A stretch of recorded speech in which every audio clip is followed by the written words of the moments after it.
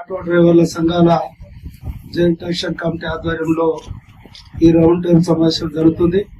ఈ సమావేశానికి హాజరైన ఆటో సంఘాల నాయకులు మరియు టిఆర్ఎస్ నాయకులు పెద్దలు ప్రవీణ్ కుమార్ గారు మరియు మిగతా సహోదరులు ముఖేష్ మరియు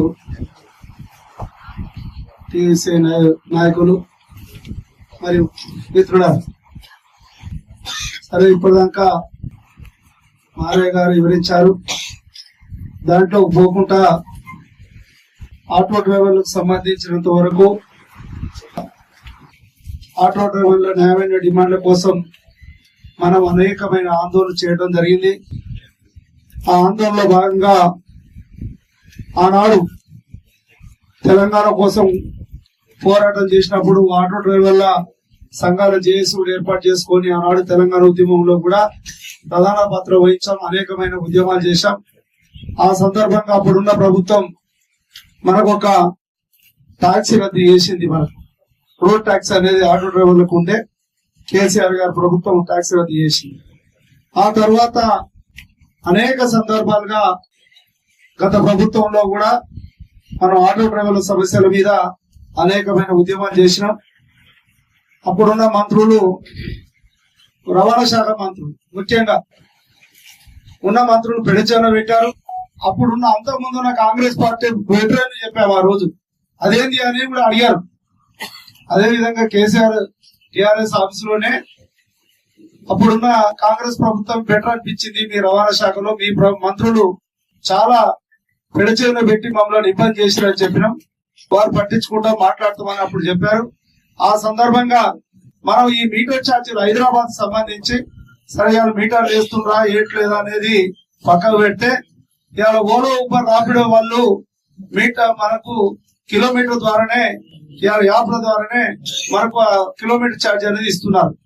2013లో ఉమ్మడి రాష్ట్రం ఉన్నప్పుడు అప్పుడు తెలంగాణ ఫైబ్రికేషన్ అవుతున్న సందర్భంగా మాట్లాడిన పెద్ద నాయకులందరికీ అదే విధంగా మీడియా మిత్రులందరికీ కూడా మరొకసారి హృదయపూర్వక ధన్యవాదాలు చెప్తూ, మిత్రులారా చాలా ఆనందంగా ఉంది. యాక్చువల్ గా ఈ సమావేశం 11:30కు జరగాల్సింది. మారయ్య గారు నన్ను 11:30కు రమ్మంటే నేను వచ్చి కింద వేచి చూస్తున్నప్పుడు చాలా మంది నాకు పరిచయం ఉన్న మరి ఆటో డ్రైవర్ మిత్రులందరూ కూడా నాతో వాళ్ళ సమస్యలన్నీ కూడా పంచుకోవడం జరిగింది. నిజానికి నేను కూడా ఇలాంటి కార్మిక కుటుంబాల నుంచే మరి నాకు తెలిసిన చాలా మంది బంధువులు కూడా ఇప్పటికి కూడా ఆటో డ్రైవర్లుగా, కారు డ్రైవర్లుగా, క్యాబ్ డ్రైవర్లుగా ఇప్పటికి కూడా పనిచేస్తున్నారు. నేను మీలో ఒకరినే, నేను మీ కుటుంబాల నుంచి వచ్చిన బిడ్డనే. మరి ఈరోజు చాలా ప్రమాదకరమైన పరిస్థితుల్లో మనం ఇక్కడ మాట్లాడుతున్నాం. పార్టీలకు అతీతంగా చాలా ఆనందంగా ఉంది. ఇంతకుముందు సోదరుడు చెప్పినట్టుగా డ్రైవర్లందరూ డ్రైవర్లే. అది బీఆర్ఎస్ డ్రైవర్లైనా, లేకపోతే బీజేపీ డ్రైవర్లైనా, లేకపోతే కాంగ్రెస్ అయినా, సిఐటి అయినా, కమ్యూనిస్టులైనా, ఇంకే పార్టీలైనా కూడా డ్రైవర్ల విధంగా బ్రేక్, క్లచ్, అదే విధంగా మరి ముందరికి నడిపే ఎవరైనా కూడా డ్రైవరే. అంతే తప్ప వాళ్ళని పార్టీలకు అతీతంగా చూడాలనేది మొట్టమొదటి సబ్మిషన్. అది ఇక రెండవది, చాలా మంది మాట్లాడతారు అనుకున్నా, కొంతమంది మాత్రమే మాట్లాడారు. మిత్రులారా, నేను పోలీస్ డిపార్ట్మెంట్ నుంచి వచ్చిన కాబట్టి చెప్తున్నా, ప్రతి సంవత్సరం మీకు తెలియని విషయం ఏందయ్యా అంటే, ప్రతి సంవత్సరం మీ అందరి మీద వేస్తున్న ఈ చలాన్ల విలువ ఎంత అంటే 313 కోట్ల రూపాయలు.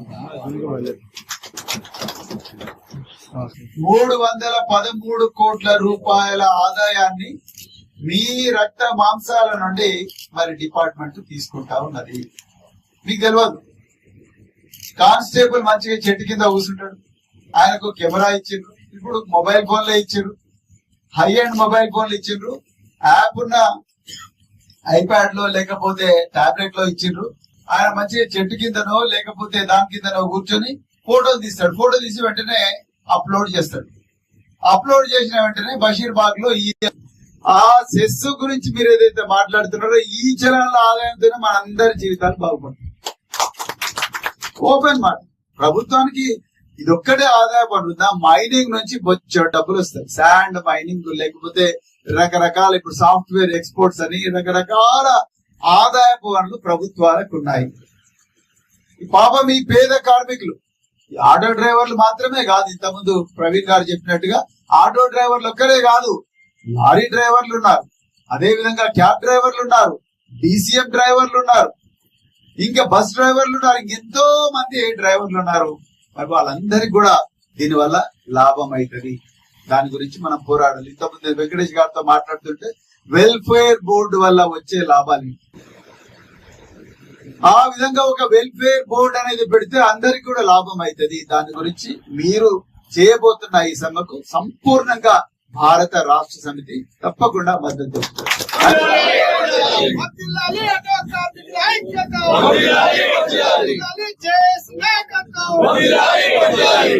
ఆటో కార్మికుల సమస్యలు పోరాడదాం పోరాడదాం ఆటో కార్మికుల సమస్యలు పరిష్కరించే వరకు ఏ విధమైనటువంటి తీర్మానాలు చేస్తారు అని ఎదురు చూస్తున్నటువంటి సందర్భం కాబట్టి మనం తీసుకోబోయేటువంటి నిర్ణయం రేపు కార్మిక లోకంకు లాభం జరిగే విధంగా ఉండాలి. చాలా సమస్యలే, ఒకటి కాదు రెండు కాదు, ఇవాళ ఉన్నటువంటి 15 కాదు, ఇంతకంటే మించిన డిమాండ్లు కూడా ఉన్నాయి. కానీ ఆ డిమాండ్ల పరిష్కారం కావాలంటే అందరూ ఐకమత్యంగా ముందుకు పోవాల్సినటువంటి అవసరం ఉంది. ఆ ఐకమత్యంగా ముందుకు పోవాలి అని అంటే మొట్టమొదలు అందరూ కలిసి ఒక సమిష్టి నిర్ణయం తీసుకొని రేపు ప్రభుత్వంకి మనము ఇప్పుడు ఇవాళ తీసుకోబోయే నిర్ణయము రేపటి 7,50,000 కార్మికులకు లాభదాయకంగా ఉండేటువంటి నిర్ణయం మనం తీసుకోవాలి. దీన్ని ప్రభుత్వం వెంటనే స్పందించే విధంగా ఉండాలి. ఎందుకంటే మనం ఇక్కడ సమావేశం ఏర్పాటు చేసుకుంటే ఇంటెలిజెన్స్ రిపోర్ట్ వెంటనే వెళ్తా ఉంటది. అంటే వీళ్ళ లోపల ఎంత ఐకమత్యం ఉంది, వీళ్ళు తీసుకునేటువంటి నిర్ణయం సక్సెస్ అవుతుందా కాదా, మరి దీన్ని ఏ విధంగా నిర్వీర్యం చేయాలి అనేటువంటిది కూడా అక్కడ అధికారులు గాని ప్రభుత్వం గాని ప్రయత్నం చేస్తాయి. దేనికి కూడా భయపడకుండా ఒక సమిష్టి నిర్ణయం ఇక్కడ ఉన్నటువంటి పెద్దలు చాలా మంది సీనియర్స్ ఉన్నారు కాబట్టి ఏ విధంగా మనం ప్రణాళిక సిద్ధం చేసుకుంటే రేపు సక్సెస్ గా ముందుకు సాగుతామో ఆ నిర్ణయాన్ని అందరం కలిసి తీసుకొని ఇప్పుడే ఇవాళ ప్రభుత్వానికి ఒక హెచ్చరిక లాగా వెళ్లాల్సినటువంటి అవసరం ఉంది. ఇవాళ పత్రికలలో ఎంత మేరకు రాసినా ఇవాళ జరిగినటువంటి సమావేశం రేపటి నుంచి మనం తీసుకుపోయే కార్యక్రమం మాత్రం ఒక తెలంగాణ ఉద్యమాన్ని ఏ విధంగానైతే అన్ని మతాలకు అతీతంగా మనం కష్టపడి తెలంగాణ సాధించుకున్నామో అదే విధంగా మన 7.5 లక్షల మంది ఆటో కార్మికులు అదే విధంగా మిగతా డ్రైవర్ రంగాలకు సంబంధించినటువంటి అందరి సంక్షేమం కోసం కూడా అదే విధంగా కలిసికట్టుగా పోరాటం చేద్దామని చెప్పి సందర్భంగా మనం చేస్తూ నాకు అవకాశం ఇచ్చిన పెద్దలందరికీ హృదయపూర్వకంగా ధన్యవాదాలు.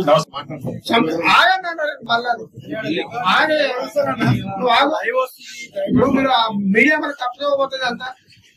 ఇప్పుడు మనము సమ్మెకి వెళ్దామని ఒక మాట కింద అనుకున్నాము, ఏంటంటే ఒక మాట అనుకుని ఇక్కడ ప్రకటించాము. మరోసారి కూర్చోడం వాయిదేద్దామా ఏం చేద్దామా తర్వాత లెక్క. నా అభిప్రాయం ఏంటంటే శ్రీనివాస్ కూర్చుంటే అని ఒక్క నిమిషం ఓకేజీ.